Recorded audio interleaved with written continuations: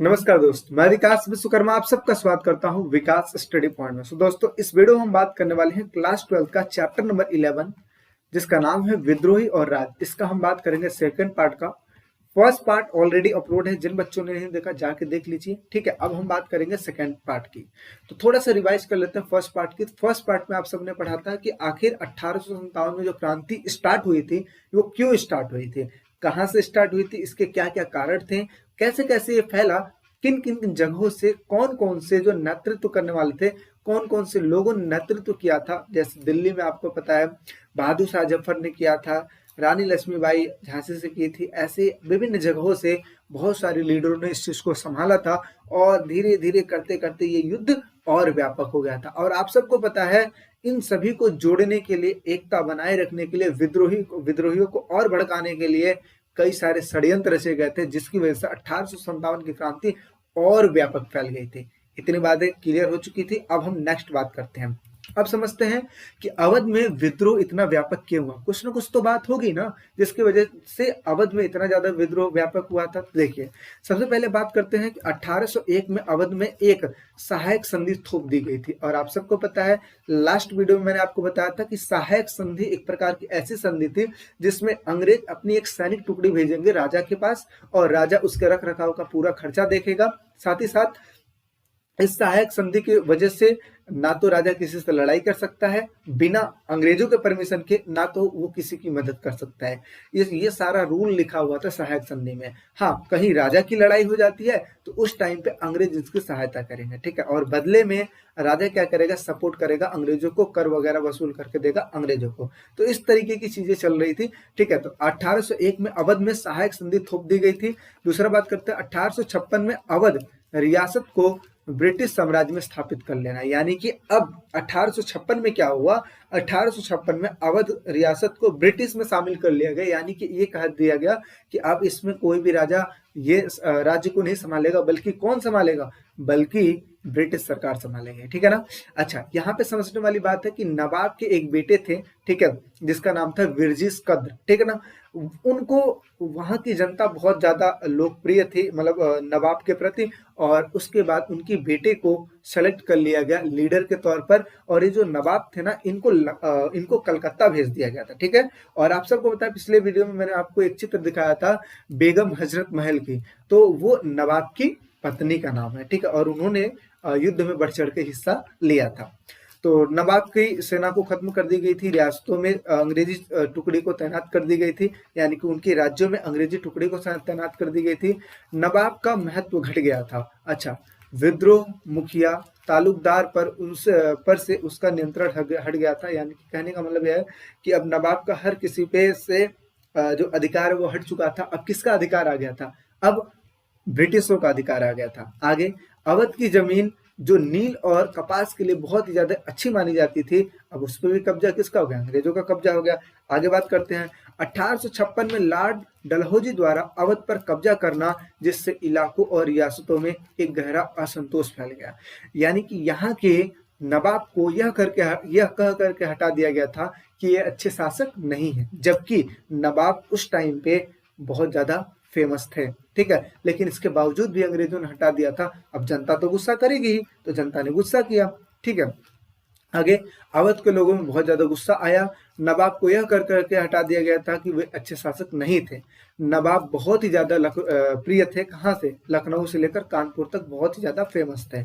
आगे अवध में विभिन्न प्रकार की पीड़ाओं ने राजकुमारों, तालुकदारों, किसानों और सिपाहियों को एक दूसरे से जोड़े रखा था। ठीक है ना। और आगे क्या होता है, आगे अंग्रेजों के आ जाने से सब कुछ बिखर गया था। यानी कि अवध के जो नवाब थे सबको एक साथ करके लेके चल रहे थे, लेकिन जब से ये अंग्रेज आए थे तब से ना तो नवाब खुश थे, नवाब को तो वैसे ही हटा दिया था, और ना तो वहां की जनता खुश थी इन अंग्रेजों की वजह से। ठीक है, आगे सिर्फ नवाब ही नहीं बल्कि तालुकदारों को भी लाचार कर दिया गया था। इसका मतलब क्या हुआ, पहले राजा राज कर रहा था तो तालुकदारों को कम पैसा देना पड़ता था, नवाबों को दे के तो अच्छे से थोड़ा पैसा ही दे के चुका देते थे लगान। लेकिन जब अंग्रेज आए तो अंग्रेजों ने ज्यादा पैसा लगा दिया, तो अब सारे लाचार हो गए थे। ठीक है ना, परेशान हो चुके थे अंग्रेजों से। और इसी वजह से 1857 की क्रांति में सब बढ़ चढ़ के हिस्सा लिए थे कि अंग्रेजों से यहाँ से भगाना है। आगे अंग्रेजों के आ जाने से पहले तालुकदारों के पास अपनी सिपाही होती थी, यानी कि जब अंग्रेज नहीं आए थे ना, तो तालुकदारों के पास अपनी सिपाही हुआ करती थी। अपने अपने किले भी होते थे, किले आप समझते हो बहुत बड़ा इनका साम्राज्य होता था, तो किले भी होते थे।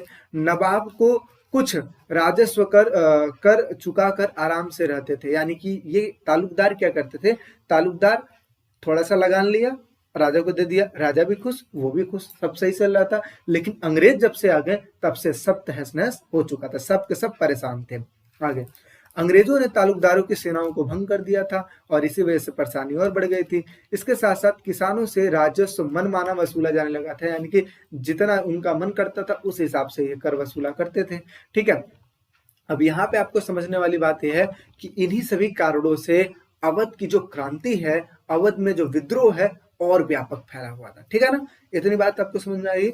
अच्छा, ये क्वेश्चन इंपॉर्टेंट है, 4 नंबर में बहुत ही ज्यादा इंपॉर्टेंट है। ठीक है, अब यहाँ पे कुछ हम छोटे क्वेश्चनों की बात कर लेते हैं जो कि एक दुक्के हैं। जैसे 1857 की क्रांति का प्रतीक क्या था, मतलब किस लिए ये हुआ था।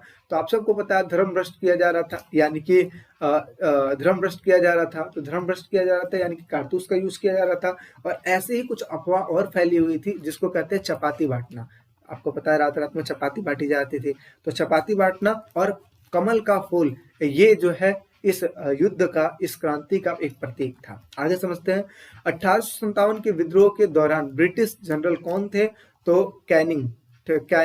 ठीक है, कैनिंग ब्रिटिश जनरल थे उस टाइम पे। 1857 का विद्रोह किन किन लोगों के विरुद्ध किया गया था, तो मेन टारगेट कौन था, अंग्रेज तो थे ही मेन टारगेट, इसके अलावा वो सभी थे जिन्होंने किसानों को लूटा था, यानी कि जैसे साहूकार ब्याज पे ब्याज लगाते चले गए अंग्रेजों के कहने पे, और इस वजह से इस विद्रोह में अंग्रेज के विरुद्ध तो ये क्रांति हुई थी, साथ ही साथ अमीर लोगों के विरुद्ध भी हुई थी, साहूकारों के विरुद्ध हुई थी, और या फिर उन लोगों के विरुद्ध हुई थी जिन्होंने किसानों से पैसा लूटा था। ठीक है, और इस तरीके से उन सभी को निशाना बनाया गया और ये युद्ध बहुत ही व्यापक रूप से फैला हुआ था। आगे समझते हैं विद्रोहियों के बीच एकता स्थापित करने के लिए क्या क्या तरीके अपनाए गए थे। अब जैसे मान लो कि 1857 की जो क्रांति है ये स्टार्ट तो हो गई, लेकिन कब तक चलेगी, जब तक जो जैसे एक गाड़ी में पेट्रोल जितना रहेगा उतनी ही तेज उतना ही दूर जाएगी ना गाड़ी, तो एक पेट्रोल की सीमा होती है कि नहीं होती है, ऐसे ही इन सभी में जितने विद्रोही विद्रोह कर रहे हैं इनमें भी तो कुछ लिमिटेशन होगा। तो इसी वजह से एकता स्थापित करने के लिए बहुत सारे तरीके अपनाए गए थे ताकि ये जो युद्ध है और व्यापक हो, जब तक अंग्रेज चले नहीं जाते तब तक सब साथ मिलकर लड़ो। ठीक है, इस वजह से बहुत सारे काम किए गए। अब कौन कौन से काम किए गए जिसकी वजह से विद्रोहियों के बीच में, इन जिन्होंने विद्रोह किया था इनके बीच में एकता स्थापित हो, वो समझते हैं। तो पहला लिखा है कि सभी वर्गों में जाति भेदभाव के बिना एकता की अपील की गई, यानी कि कहा गया कि आप जाति धर्म के आधार पर कोई भेदभाव मत करो, क्योंकि हम सब साथ हैं। इसलिए साथ हैं क्योंकि अंग्रेजों को हमें हटाना है, सबसे पहला दुश्मन हमारा कौन है, अंग्रेज, तो अंग्रेजों को हटाना है। इस वजह से कभी भी हम भेदभाव नहीं करेंगे जाति को लेकर, कब तक, जब तक कि अंग्रेज यहाँ से भाग नहीं जाते, उसके बाद देखेंगे क्या करना है। ठीक है, आगे मुस्लिम राजाओं द्वारा की गई घोषणा में हिंदुओं का ध्यान रखा गया, यानी कि हिंदू जो घोषणा करते थे उस मुस्लिम का ध्यान रखते थे, मुस्लिम जो घोषणा करते थे कुछ भी वो उसमें हिंदुओं का ध्यान रखते थे, ताकि कोई भी ऐसी बात ना हो जिसकी वजह से हिंदू मुस्लिम में लड़ाई हो जाए। ठीक है, आगे हिंदू और मुस्लिम की भावनाओं को ध्यान में रखा जाता था, साथ ही साथ, और इसमें नेतृत्व सबसे बड़ी वाली चीज है। जैसे मान लो कि ये समझ में आ गया कि भाई इस युद्ध में ना वो नवाब शामिल है, झांसी की रानी शामिल है, ठीक है, कुंवर सिंह शामिल है, रानी बेगम हजरत महल शामिल है। इस तरीके से जितने ज्यादा नवाब शामिल थे इसमें, जितने ज्यादा लोग शामिल थे, इससे लोगों को और कॉन्फिडेंस मिलता था कि यस अब हम अंग्रेजों को भगाएंगे यहाँ से। ठीक है, आगे हिंदू और मुसलमान के एक होकर रहे, एकता बनाए रखने के बहुत सारे नारे दिए गए, जैसे हिंदू मुस्लिम भाई भाई उस टाइम पे चल रहा था। ठीक है, आगे अंग्रेजों ने प्रयास किया कि हिंदू और मुसलमान को लड़ाने की, लेकिन ऐसा फर्क नहीं देखा, मतलब एक तरीके से समझ लो कि उन्होंने ऐसा बहुत सारा कोशिश किया जिसकी वजह से हिंदू और मुस्लिम में लड़ाई करवाई जा सके उस टाइम पे, लेकिन ऐसा दिखाई नहीं दिया। अच्छा, साथ ही साथ ऐसा भी कहा जाता है कि अंग्रेज शासन के दिसंबर 1857 ईस्वी में पश्चिम उत्तर प्रदेश में बरेली के हिंदू और मुसलमानों के खिलाफ करने के लिए 50,000 रुपए भी खर्च किए गए थे, लेकिन ये जो कोशिश थी वो नाकामयाब रही थी, और इस तरीके से देखा जाए तो विद्रोहियों के बीच में एकता स्थापित थी। ठीक है, आगे समझते हैं। अंग्रेज ने विद्रोहियों को कुचलने के लिए क्या क्या तरीका अपनाया। अब अंग्रेज भी तो षड्यंत्र रचेंगे कि भाई कैसे इन विद्रोहियों को कुचला जाए। तो सबसे पहले इन्होंने क्या किया, ब्रिटेन से सहायता मांगी, यानी कि भाई सैनिक भेजो, यहाँ के सैनिक बहुत विद्रोह कर दिए हैं, बहुत तेज मार रहे हैं सबको, क्योंकि आपको पता है इंडियन सिपाही कितनी आक्रमण करती है, तो ये देखती नहीं किसको हम मार रहे हैं, अच्छे से धोती है, एक तरीके समझ लो, ठीक है ना। और पहले भी धोती थी अच्छे से, आज भी अच्छे से धोती है। जैसे कि आप देखते हो पाकिस्तान के साथ जितनी भी लड़ाई हुई उस टाइम पे, है ना, इंडिया हर बार जीता है। तो ऐसे ही जब उनको जरूरत पड़ी तो अंग्रेजों ने वहां से सेनाएं मंगाई।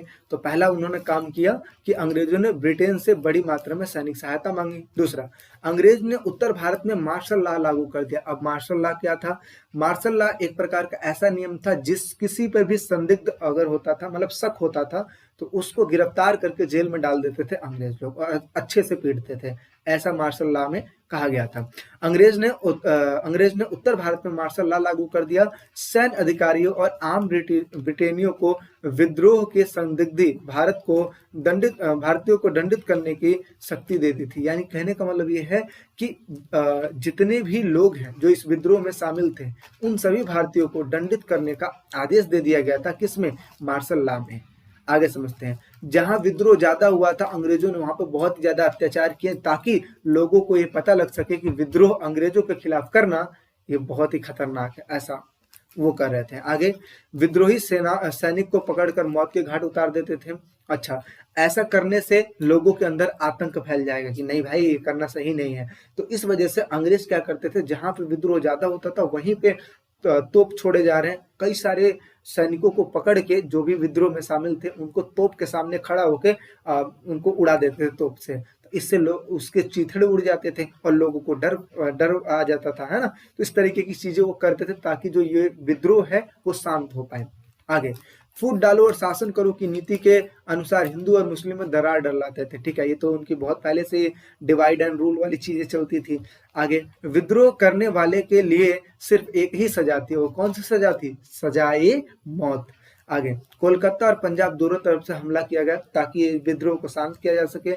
जमींदारों को यह आश्वासन दिया गया कि उनकी जागीरें लौटा दी जाएगी। अच्छा, जो लोग इसके बावजूद भी युद्ध में पार्टिसिपेट कर रहे हैं, तो उनको ये कहा गया कि आपकी जागीरें भी वापस नहीं की जाएगी, बल्कि आपको और भी दंडित किया जाएगा। तो जो जमींदार विद्रोह में शामिल था उसे सजा भी दी जाती थी। ठीक है, नए कानून के तहत विद्रोही सैनिकों को पकड़ के तोप के सामने खड़ा करके उसको उड़ा देते थे। तो इस तरीके की चीजें चलती थी। अंग्रेजों ने इस विद्रोह को कुचलने के लिए सारे तरकीब अपनाए थे। आगे समझ लेते हैं 1857 के विद्रोह के बारे में चित्रों से हमें क्या पता लगता है। तो चित्रों से हमें पता लगता है दो चीज के बारे में आपको बता दूं मैं। सबसे पहली चीज, ये जो विद्रोह हुआ था किसने किया था? भारतीयों ने किया था, भारतीय सेनाओं ने किया था, जिसमें सारे लोग शामिल थे। किसके खिलाफ किया था? अंग्रेजों के खिलाफ शामिल था। तो यहाँ पे दो प्रकार के चित्र बनाए गए। पहला वो चित्र जो अंग्रेजों ने बनाया, दूसरा वो चित्र जो भारतीयों ने बनाया। अंग्रेज जो चित्र बनाए उसमें अंग्रेजों का गुणगान किए, और जो भारतीयों ने बनाया वो भारतीयों का गुणगान किया। तो इस तरीके से दो चित्र बनाए गए, अंग्रेजों का भी और भारतीयों का भी। तो ये आपको समझ जाना है, जिसमें भारतीयों के खिलाफ बातें लिखी गई हैं उसको ड्रॉ किसने किया? अंग्रेजों ने। और जिसमें अंग्रेजों के खिलाफ बातें लिखी गई है या ड्राइंग बनाया गया है, उसको कौन बनाया है? उसको भारतीयों ने बनाया है। ठीक है, तो ये चीज है। तो सबसे पहली चीज, अंग्रेजों ने जो ड्राइंग बनाई थी उसमें रक्षकों का गुणगान लिखा हुआ है। रक्षकों का गुणगान का मतलब क्या हुआ कि जैसे विद्रोहियों ने आक्रमण किया, तो इसमें यह दिखाया गया है कि जितने भी उस टाइम की लेडीसें थी वो अपनी, मतलब एक तरीके से अंग्रेज औरतें, एक तरीके से समझ लो अंग्रेजों की जो औरतें थी वो अपना बचाव करने के लिए पिस्टल लेकर सामने खड़ी थी, अपने बच्चों का बचाव करने के लिए पिस्टल लेकर सामने खड़ी थी, वो लड़ती हुई दिखाई दी गई हैं। तो इस तरीके की चीजें चल रही थी। आपको इमेज में दिखाने की कोशिश करते हैं। जैसा कि आप देखो, ये बंदूक इनके हाथ में है ना, तो ये मारे जा रही हैं। तो इस तरीके से दिखाया गया, यानी कि एक तरीके से समझ लो वीर है। ठीक है ना, तो ऐसा उन्होंने छापा है अंग्रेजों ने। साथ ही साथ ये देखिए इनका छपा हुआ है। ठीक है, मिस हीलर इनका नाम थे, व्हीलर, ऐसे मैं लिख के दिखा देता हूँ। ठीक है, मिस व्हीलर। ठीक है, इनका पूरा विश हीलर नाम था, ठीक है। इसके अलावा ये देखिए एक तरीके से मार्मिक चीजें दिखाई गई, यहाँ पे देखिए सेनाएं खड़ी है पूरी, ये पूरी सेनाएं ही खड़ी है, और इन लोग को देखिए एक तरीके से मासूमियत की तरह दिखाया गया है कि एकदम निसहाय हैं, ठीक है। साथ ही साथ ये देखिए अंग्रेजों ने बनाया है, जिसमें ये भारतीय सिपाहियों को उस टाइम पे दिखाया गया है, ये उस टाइम पे कैनिंग को दिखाया गया है कि कैनिंग इतने हैं कि इनको इनसे डर ही नहीं लग रहा है, इस तरीके की चीजें दिखाई गई है। साथ ही साथ इस टाइम पे ये चीजें दिखाई गई कि एक तरीके से यहाँ पे सभा वो हो रही है, परेड जिसको कह सकते हैं, और सामने सामने विद्रोहियों को रख के गोली से उड़ा दिया गया है, इस तरीके की चीजें हैं। ये जब विद्रोह हुआ था उस चीजों को दिखाया गया है, ठीक है। और ये जब इन्होंने कब्जा किया था जगहों पे, लखनऊ में कब्जा कर लिया, अवध में कब्जा कर लिया, तो इस तरीके के चित्र यहाँ पे दिखाए गए हैं, ठीक है। साथ ही साथ अगर बात करते हैं तो यहाँ पे ये जो बाघ दिखाया गया है, बाघ अंग्रेजों को दिखाया गया है, और ये जो दिखाया गया है, ये टाइगर जो दिखाया गया है, ये दिखाया गया है बंगाल के लोगों को, पश्चिम बंगाल के लोगों को। तो ऐसा बताया जा रहा है कि जब ये युद्ध समाप्ति के तौर पर था तो अंग्रेज हावी हो चुके थे, अंग्रेज विद्रोहियों के खिलाफ हावी हो चुके थे, तो इस तरीके की चीजें दिखाई गई हैं। हालांकि ये जो युद्ध हुआ था, ये जो क्रांति हुई थी, ये असफल हो गई थी। बिकॉज असफल इसलिए हुई थी क्योंकि अलग अलग लोगों के अलग अलग मोटिव थे, और अंग्रेज तोड़ना जानते थे, और हमेशा से हम पीछे इसलिए हटते आ रहे हैं क्योंकि हमारे में एकता नहीं होती है। अगर देखिए हम एक साथ रहते हैं ना, तो हम कुछ भी कार्य कर सकते हैं, तो एकता की वजह से ये चीजें होती हैं, और इसी वजह से ये जो आंदोलन था, ये जो क्रांति थी, ये असफल रही, नहीं तो हमारा अपना देश 1857 में ही आजाद हो चुका था, ठीक है।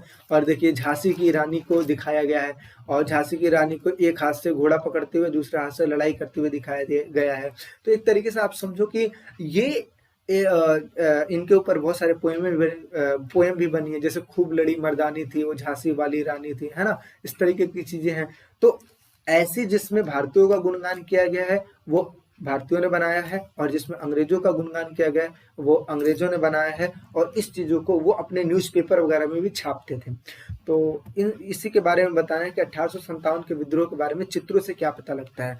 तो आप पहले अंग्रेजों का लिख देना, फिर भारतीयों को लिख देना, इस तरीके से आप कर सकते हो। तो देखिए अंग्रेजों को बचाने और विद्रोहियों को कुचलने वाले अंग्रेज नायकों को गुणगान किया गया है। दूसरा, भारी हानि, तो जैसा कि आपको पता है युद्ध में नुकसान तो होता ही है।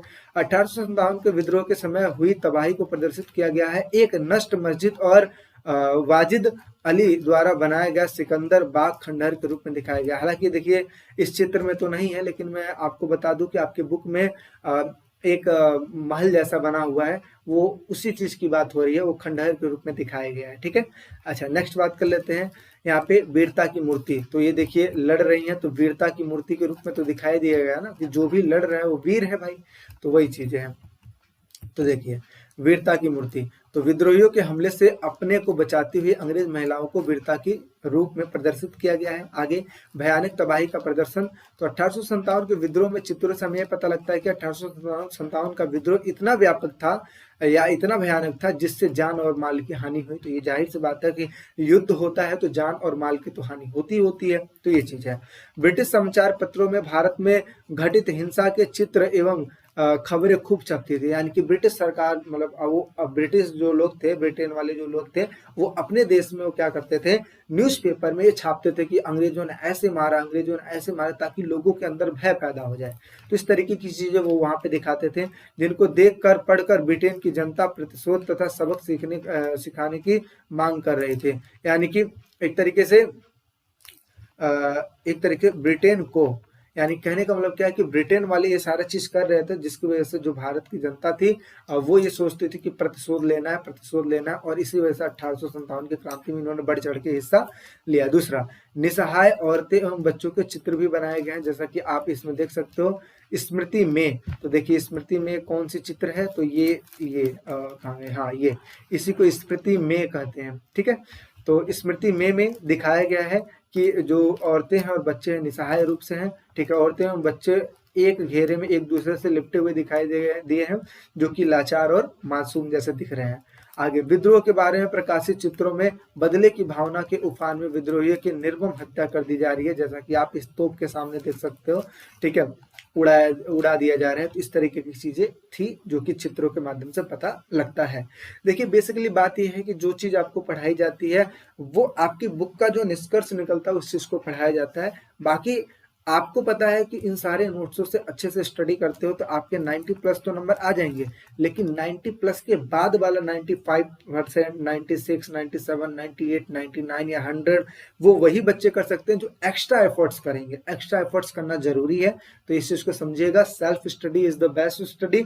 जब आप चीजों को समझते हैं तो सेल्फ स्टडी पर भी ध्यान दीजिए, क्योंकि हमने भी अपने टाइम पे सेल्फ स्टडी ही किया था। आगे समझते हैं। यहाँ पे 1857 के घटनाक्रम को निर्धारित करने में धार्मिक विश्वासों की किस हद तक भूमिका रही है।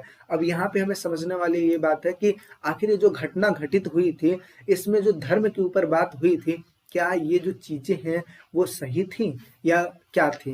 तो कुछ चीजों में तो ये सही नजर आती है, कुछ चीजों में तो ये गलत या अफवाह ही नजर आती है। तो देखिए, मेरठ से दिल्ली आने वाले सिपाहियों ने बहादुर शाह जफर को उन कारतूसों के बारे में बताया था जिन पे गाय और सुअर की चर्बी का लेप लगा था। उनका कहना था कि यदि ये इन कारतूसों को मुंह से लगाएंगे तो उनकी जाति और धर्म दोनों भ्रष्ट हो जाएगा। तो ऐसा किसने बोला था? ऐसा वो जत्था घोड़ा जो था ना, जो जत्थे घोड़े से आए थे लोग, उन्होंने ये सारी बातें कही थी। आगे, अंग्रेजों ने सिपाहियों को बहुत समझाया कि ऐसा नहीं है, मतलब कारतूसों का वो यूज नहीं कर रहे हैं। ऐसा कौन समझा रहा था? अंग्रेजों ने समझाया था। लेकिन यह अफवाह उत्तर भारत की छावनियों में जंगल की आग की तरह फैलती चली गई, यानी कि बहुत ही तेजी से फैलती हुई चली गई। अब यहाँ पे एक चीज और समझिएगा कि 1857 की क्रांति को 10 मई को ही क्यों शुरू किया गया था। तो एक तरीके से टारगेट फिक्स किया गया था कि हम 10 तारीख को ही दोपहर में इस चीज को करेंगे। और इस चीज का आगाह इन्होंने कैसे किया था? एक साथ विद्रोह फैला था। इसका मतलब क्या है कि जगह जगह पे गोली दागी गई थी, जगह जगह पे मतलब कुछ ऐसा अनाउंसमेंट किया गया था जिसकी वजह से लोगों को पता लग जाए कि अब विद्रोह करना है, ताकि सबको एक साथ पता लगेगा ना। जैसे आप देखते हो कि एक स्कूल से अगर छुट्टी चाहिए या भागना है तो सारे क्लासमेट को बता दो, सबको बता दो, सारे क्लासों में जाके बता दो भाई एक साथ भागेंगे, तो उनको तो छोड़ना ही पड़ेगा। तो वो एक साथ अगर भागेंगे तो कहाँ तक टीचर कंट्रोल करेगा। तो ऐसे ही जब सेनाओं ने विद्रोह किया, एक साथ विद्रोह किया, तो अंग्रेजों का हक्का बक्का, मतलब अंग्रेज समझ नहीं पाए कि अचानक से हुआ क्या ये। तो ये सारी चीजें हुई थी, ठीक है ना।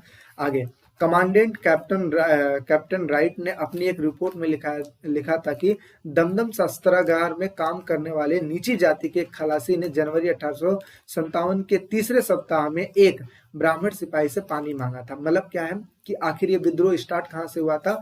तो कहने का मतलब ये है कि जनवरी 1857 के तीसरे सप्ताह में एक जो शस्त्रागार में काम करने वाले एक खलासी था, उसने एक ब्राह्मण सिपाही से पानी मांगा।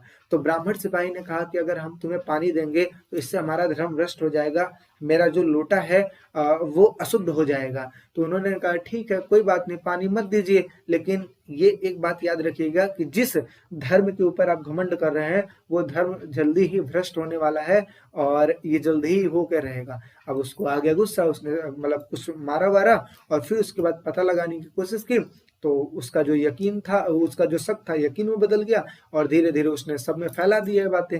तो आगे, रिपोर्ट के अनुसार इस खलासी ने जवाब दिया कि जल्द ही तुम्हारी जाति भ्रष्ट होने वाली है, क्योंकि अब तुम्हें गाय और सुअर की चर्बी लगे कारतूसों को मुंह से खींचना पड़ेगा। तो ये सारी बातें हुई थी।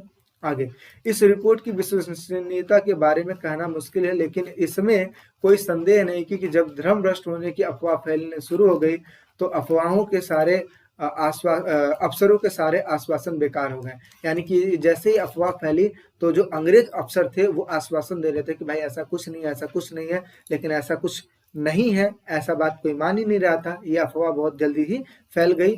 सिपाहियों में एक गहरा गुस्सा पैदा हो गया था। आगे, भारतीय लोग का यह मानना था कि अंग्रेज ने हिंदू और मुसलमानों की जाति धर्म भ्रष्ट करने के लिए गहरी साजिश रची है। अफवाह फैलाने वालों को यह कहना था कि अंग्रेजों ने बाजार में मिलने वाले आटे और गाय के सुअर की हड्डियों का चूरा मिलाया है।